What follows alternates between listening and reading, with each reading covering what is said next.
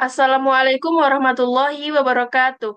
Waalaikumsalam warahmatullahi wabarakatuh. Dalam proyek UTS visualisasi data kali ini, kami mengusung judul artikel pemilihan jenis visualisasi data yang tepat berdasarkan karakteristik data. Saya Farida Zuhriana. Saya Aniki Zenida. Baik, memasuki bab pertama, pendahuluan. Di era digital saat ini, data menjadi aset yang sangat berharga. Setiap hari, miliaran data dihasilkan dari berbagai aktivitas manusia seperti transaksi, media sosial, hingga survei. Namun, data yang masif dan kompleks akan sulit dipahami jika tidak disajikan dengan cara yang tepat. Tantangannya adalah bagaimana mengubah data mentah menjadi informasi yang relevan dan mudah dimengerti. Nah, visualisasi data inilah menjadi solusi efektif mengubah data menjadi bentuk grafis seperti grafik, bagan, atau peta sehingga memudahkan dalam mengidentifikasi pola dan tren, mempercepat pengambilan keputusan, dan menyampaikan informasi secara menarik dan jelas. Namun, pemilihan jenis visualisasi yang tidak tepat dapat menimbulkan misinterpretasi. Oleh karena itu, pemahaman mengenai karakteristik data dan prinsip visualisasi sangatlah penting. Berdasarkan uraian latar belakang tadi, rumusan masalah dalam artikel kami yakni yang pertama, apa yang dimaksud dengan visualisasi data dan mengapa visualisasi data penting dalam analisis informasi? Yang kedua, apa saja jenis-jenis visualisasi data? Dan yang ketiga, bagaimana penerapan visualisasi data dalam studi kasus nyata berdasarkan jenis data tertentu? Berdasarkan rumusan masalah, tujuan tujuannya yakni yang pertama, menjelaskan konsep dan pentingnya visualisasi data. Yang kedua, mengidentifikasi dan menguraikan berbagai jenis visualisasi data berdasarkan tipe data seperti histogram, stack area chart, pie chart, area maps, dan word cloud. Dan yang ketiga, menyajikan studi kasus yang relevan untuk menunjukkan penerapan nyata dari masing-masing jenis visualisasi data. Selanjutnya akan dijelaskan oleh Aneki Zianida. Baik, selanjutnya adalah bab 2 pembahasan. Di bab 2 ini kami menampilkan jenis-jenis data dalam visualisasi. Yang pertama adalah data kontinu. Data ini memiliki nilai dalam suatu interval dan diperoleh melalui pengukuran, biasanya dalam bentuk bilangan desimal. Contoh, tinggi badan, suhu, dan waktu. Visualisasi datanya berupa histogram. Lalu yang kedua adalah data kategorik. Data dalam bentuk kategorik atau kelompok, yakni minimal, nominal, atau kategori tanpa urutan. Lalu ada ordinal, kategori dengan urutan. Dengan visualisasinya yakni stake area chart. Lalu yang ketiga ada data proporsi, yakni data yang menunjukkan perbandingan kejadian terhadap total populasi dinyatakan dalam persen atau desimal, yakni dengan visualisasinya yakni pie chart.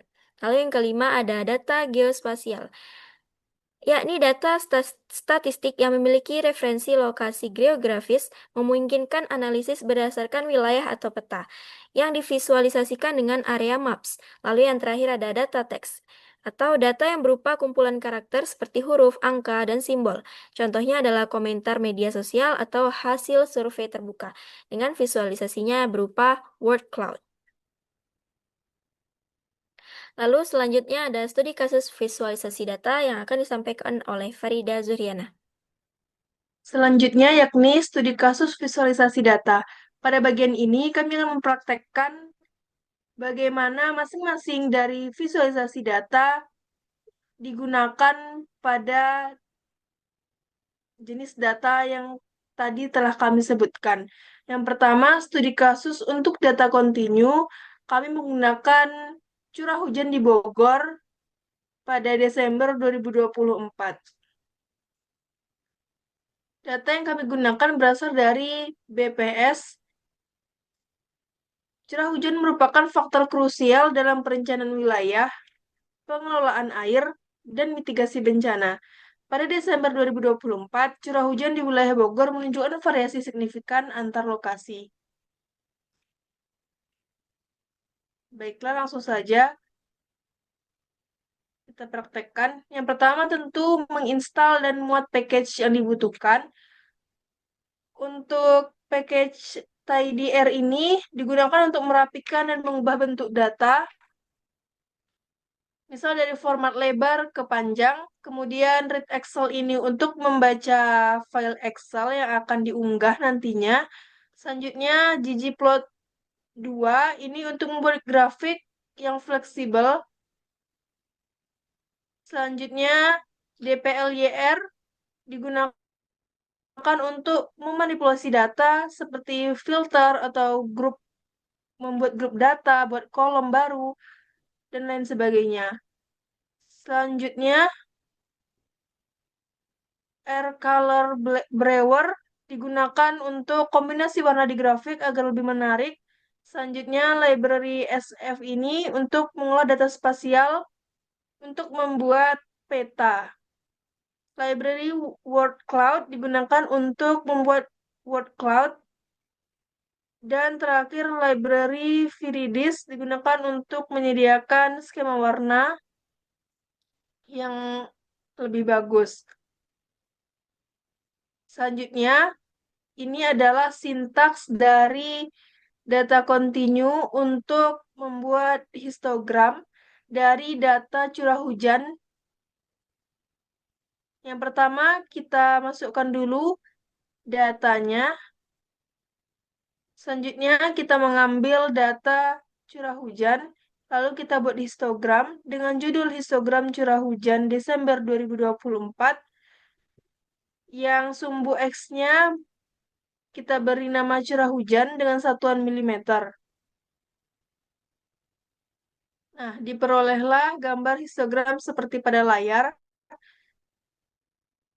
Berdasarkan histogram ini, dapat kita ketahui curah hujan umumnya berada di sekitar 200 sampai 300 mm. Terdapat 3 lokasi dengan curah hujan ekstrim, yakni Gunung Mas 473 mm, Citeko 473 mm, dan Ciawi 474 mm. Ketiganya memiliki nilai curah hujan yang jauh lebih tinggi dari median. Pos dengan curah hujan terendah adalah Citayam, yakni 110 mm, dan Tanjung Rasa 113 mm. Distribusi ini menunjukkan ketimpangan yang signifikan. Wilayah dengan curah hujan tinggi tentu perlu perhatian.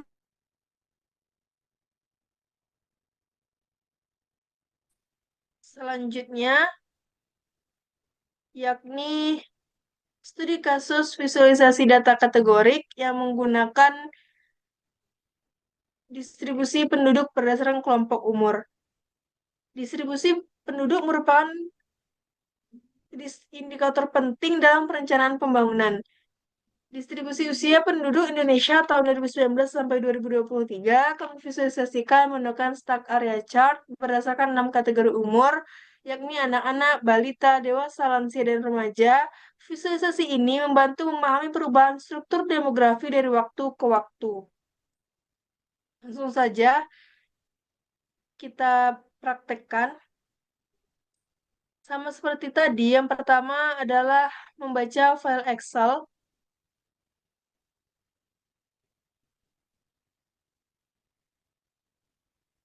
Selanjutnya, membuat visualisasinya dengan judul jumlah penduduk berdasarkan kategori umur. Diperolehlah grafik seperti pada layar.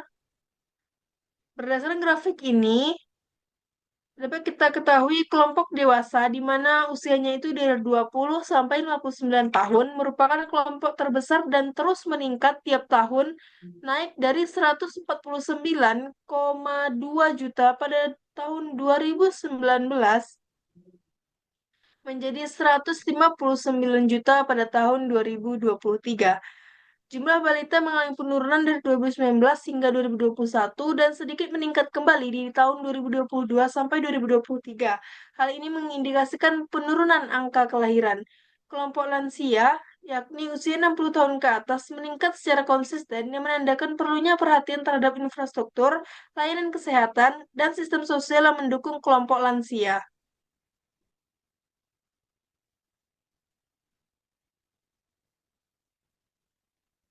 Selanjutnya, yakni data proporsi menggunakan data persentase penduduk umur 10 tahun ke atas menurut status pendidikan tahun 2024. Status pendidikan penduduk usia 10 tahun ke atas mencerminkan sejauh mana masyarakat mengakses dan menyelesaikan pendidikan formal. Analisis ini menjadi dasar penting dalam menilai pemerataan pendidikan dan efektivitas program wajib belajar, khususnya di tengah tantangan geografis dan ekonomi yang beragam di Indonesia. Langsung saja kita praktekkan.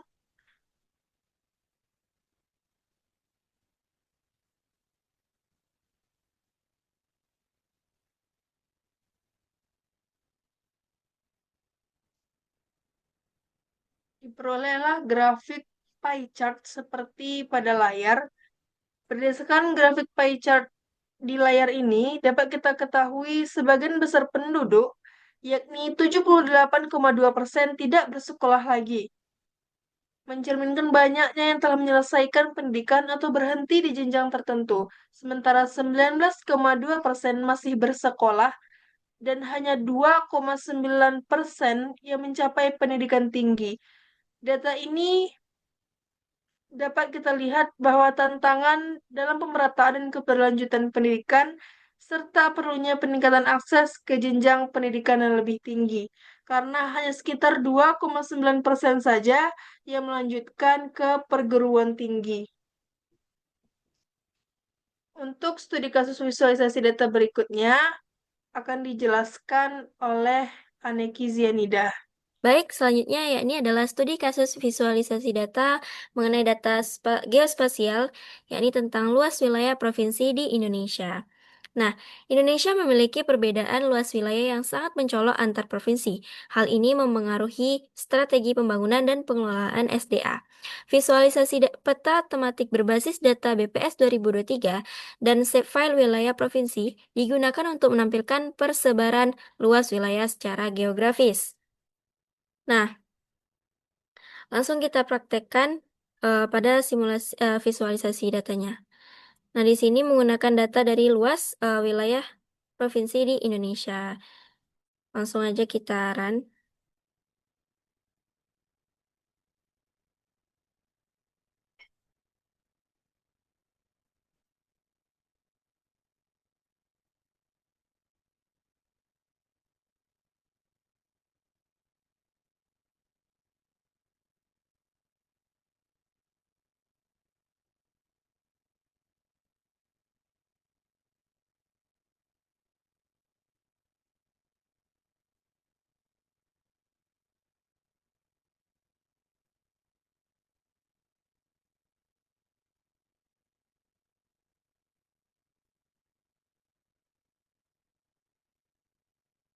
Nah, berikut adalah visualisasi data geospasial.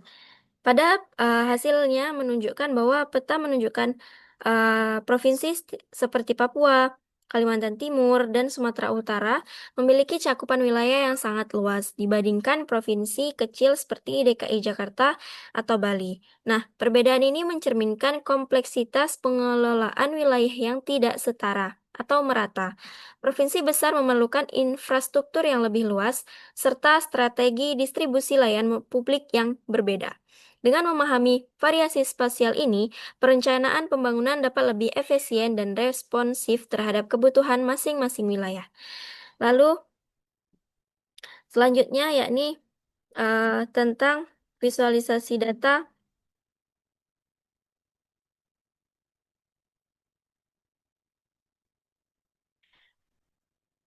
teks tentang prioritas wilayah dalam isu kelahiran dan kematian bayi di Indonesia.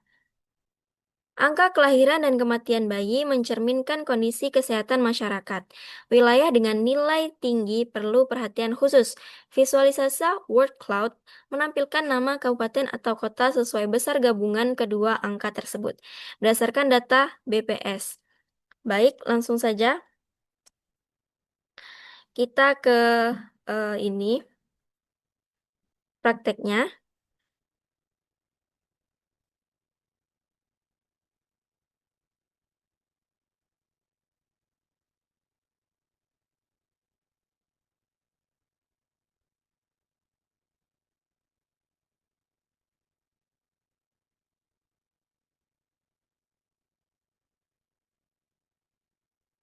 Nah, Dari visualisasi tersebut didapatkan bahwa word cloud yang menggabungkan angka kelahiran dan kematian bayi yang menunjukkan wilayah dengan beban kesehatan ibu dan anak yang tinggi, seperti Maibrat dan Teluk Wendama.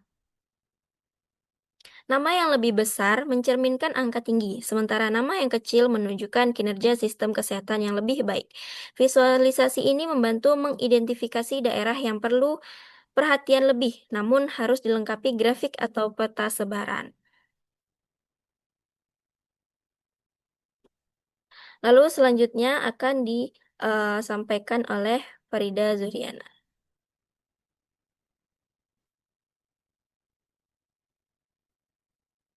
Di-mute.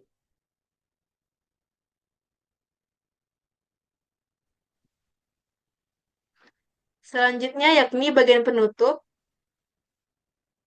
Berdasarkan pembahasan yang telah kami uraikan sebelumnya, terdapat beberapa poin yang dapat kami simpulkan. Yang pertama, visualisasi data merupakan proses menyajikan data dalam bentuk grafis atau visual seperti grafik, peta, atau diagram agar informasi dapat lebih mudah dipahami. Visualisasi sangat penting karena mampu menyederhanakan data kompleks, mempercepat proses pengambilan keputusan, serta membantu dalam mengidentifikasi pola, tren, dan anomali secara lebih efisien. Yang kedua, jenis-jenis visualisasi data mencakup berbagai bentuk seperti grafik batang, grafik garis, diagram lingkaran, histogram, peta tematik, stack area chart, dan lainnya. Pemilihan jenis visualisasi bergantung pada tipe data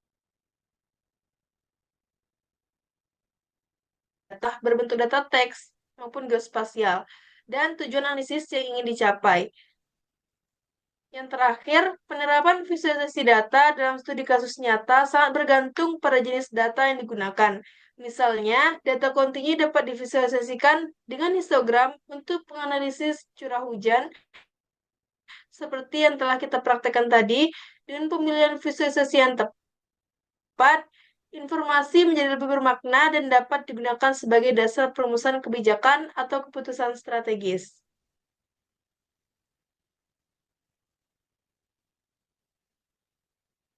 Baiklah,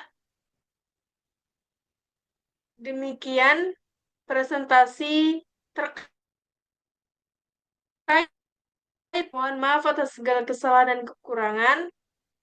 Wabillahi taufik wal hidayah. Assalamualaikum warahmatullahi wabarakatuh. Waalaikumsalam warahmatullahi wabarakatuh.